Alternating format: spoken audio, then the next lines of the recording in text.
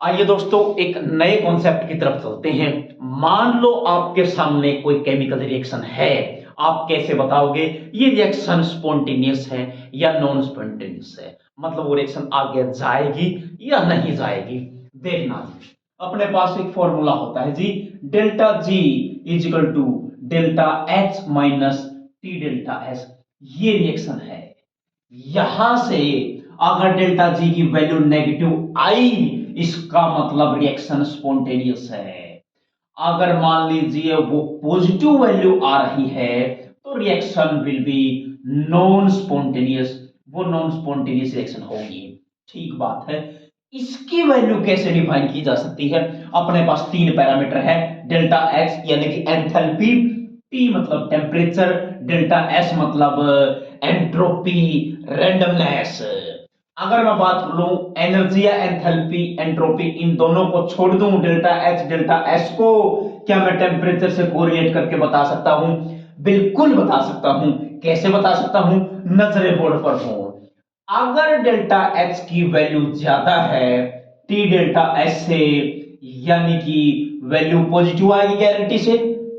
कैसे? मान लो यहां इसकी वैल्यू 10 है, इसकी वैल्यू 5 है, यानी कि 5 माइनस 10 उत्तर 10 माइनस 5 उत्तर प्लस 5 आएगा, और प्लस में उत्तर आते ही रिएक्शन नॉन स्पॉन्टेनियस है। अगर मान लीजिए डेल्टा एच से टी डेल्टा एस बड़ा हो तो मामला पलट लीजिए, इसको मान लो 5 और इसको मान लो 10, 5 minus 10, answer will be -5। Minus में उत्तर है तो रिएक्शन क्या होगी? स्पॉन्टेनियस है। ये बेसिक क्राइटेरिया हम लेते हैं। ये थी पहली बात। अब इसको कैसे देख सकते हैं? अब देखना, अगर मैं लो टेम्परेचर ले लूं, क्या ले लूं जी? Low temperature. अगर टेम्परेचर लो है तो इसकी ओवरऑल वैल्यू कम होगी, और इसकी वैल्यू कम होगी तो डेल्टा एच डोमिनेट करेगा, और डेल्टा एच डोमिनेट करेगा पॉजिटिव वैल्यू आएगी, और पॉजिटिव वैल्यू आते ही रिएक्शन क्या होगी? Non spontaneous. यानी कि लोअर टेम्परेचर पर नॉन स्पॉन्टेनियस होने के चांसेस ज्यादा है। ओके। अब मैं बात करूं, अगर हाई टेम्परेचर ले लूं, मैं क्या ले लूं जी? टेम्परेचर को ज्यादा कर दूं, हाई कर दूं, हाई टेम्परेचर होते ही इसकी ओवरऑल वैल्यू ज्यादा आएगी, और इसकी वैल्यू ज्यादा, इसकी वैल्यू क्या होगी? कम, और इसकी कम इसकी ज्यादा, उत्तर आएगा माइनस में। रिएक्शन विल बी स्पॉन्टेनियस, यानी कि हाई टेम्परेचर पे रिएक्शन क्या होती है? स्पॉन्टेनियस। या फिर सिंपल सी बात है, कोई रिएक्शन नहीं हो रही, उसको मैं क्या कर देता हूं? हीट करना शुरू कर देता हूं, उसका टेम्परेचर इंक्रीज कर देता हूं, वो रिएक्शन क्या हो जाएगी? स्पॉन्टेनियस हो जाएगी। और कमाल की बात सुनना, किसी को मत बताना, कसम है आपको, ये देखना, कोई भी रिएक्शन इस दुनिया में किसी के साथ भी करवा लो, रिएक्शन फिजिबल है, रिएक्शन पॉसिबल है, रिएक्शन स्पॉन्टेनियस होती है। रिक्वायरमेंट है तो हाई टेम्परेचर की। किस चीज की? हाई टेम्परेचर की। अगर टेम्परेचर ज्यादा है तो गारंटीड रिएक्शन होगी। मान लो पत्थर पानी में नहीं घुलता है, नहीं घुलता है ना, टेम्परेचर हाई करके देखो वो घुलेगा। अब कई मूर्ख लोग कहेंगे देखो ये वाटर है और इसमें हमने कोई स्टोन डाल दिया, पत्थर, और ऊपर से कंटेनर क्या कर दिया? क्लोज। अब ये कहेंगे जैसे मैं हीट करूंगा पूरे का पूरा वाटर वेपराइज हो जाएगा, वाटर के वेपर बनेंगे बट पत्थर नहीं घुलेगा। लेकिन मैं बता दूं, इसका जवाब मैं आपको दूंगा, घुलता है। बस एक बात ध्यान रहे कि हाई टेम्परेचर कर दूंगा रिएक्शन स्पॉन्टेनियस होगी। ये बात आप ध्यान रखेंगे, ये काफी इंपॉर्टेंट चीज है, कुछ ज्यादा ही इंपॉर्टेंट चीज है ये चीजें। क्यों है? ऑर्गेनिक में काम आएगी, इनऑर्गेनिक में कोई रिएक्शन करवा रहे हैं, आएगी कब? एस ब्लॉक पी ब्लॉक में आती है, हाइड्रोजन में भी काम आती है।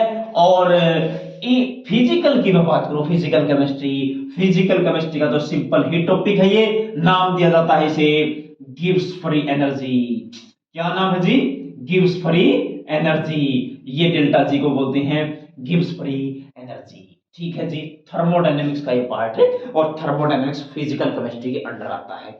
ये बात थी। अब फिजिकल केमिस्ट्री के एक सवाल की और बात कर लूं मैं।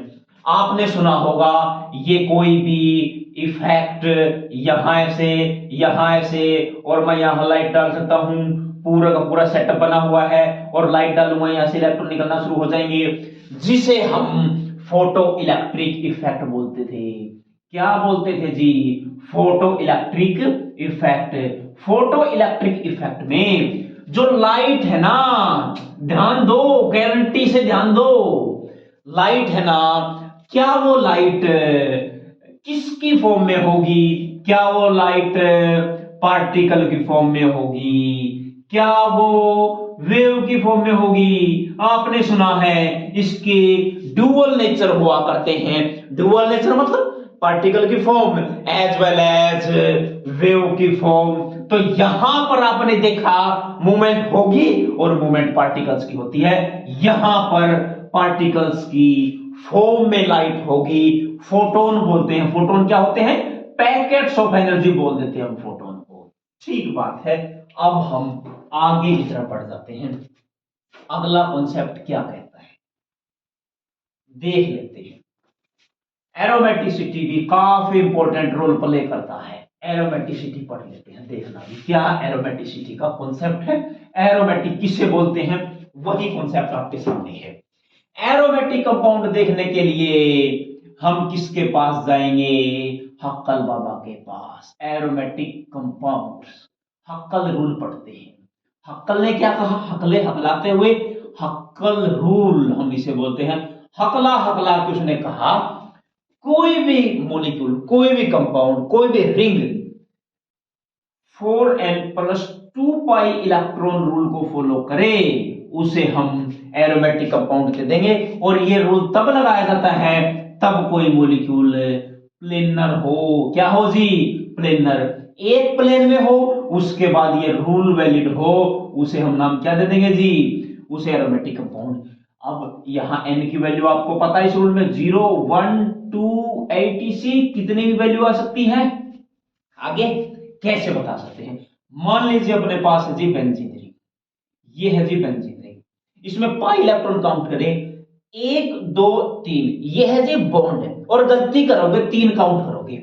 मैंने कहा पाई इलेक्ट्रॉन्स, पाई इलेक्ट्रॉन कहा 2 ये 2 ये 4 2 ये 6 पाई इलेक्ट्रॉन है। यहां पर 4n+2 = 6 पाई इलेक्ट्रॉन। यहां देखना 4n = 6 - 2, यहां से क्या बन जाएगा 4, 4n = 4, n की वैल्यू 4 डिवाइड में 4, और यहां से n की वैल्यू 1 आ जाएगी। इट मींस n की वैल्यू 1 है तो ये एरोमेटिक कंपाउंड है।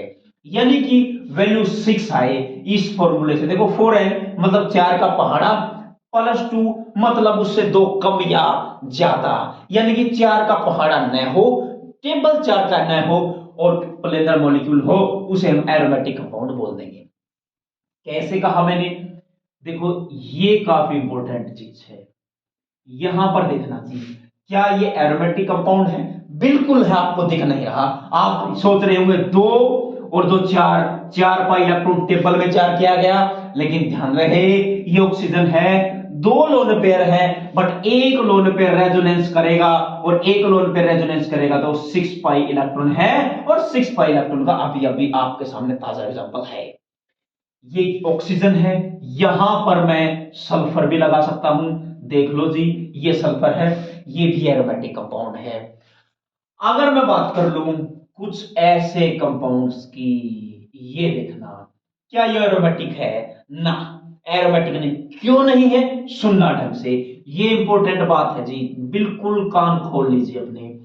2 हाइड्रोजन लगे हैं और इसके हाइब्रिडाइजेशन sp3 है, इस कार्बन की, और इस कार्बन की हाइब्रिडाइजेशन भी क्या है?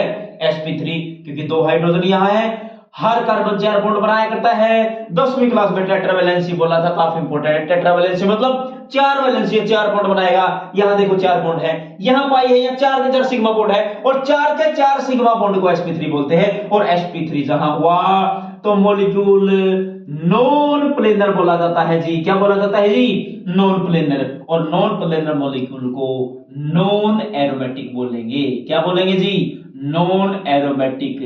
अब आपसे पूछ ले कुछ भी कंपाउंड देके, इनमें से कौन एरोमेटिक नहीं है? इनमें से तो कौन नहीं है? ये एरोमेटिक है, गारंटी से है। अभी देखा 6 पाई इलेक्ट्रॉन, ये है, ये है, ये एरोमेटिक कंपाउंड नहीं है।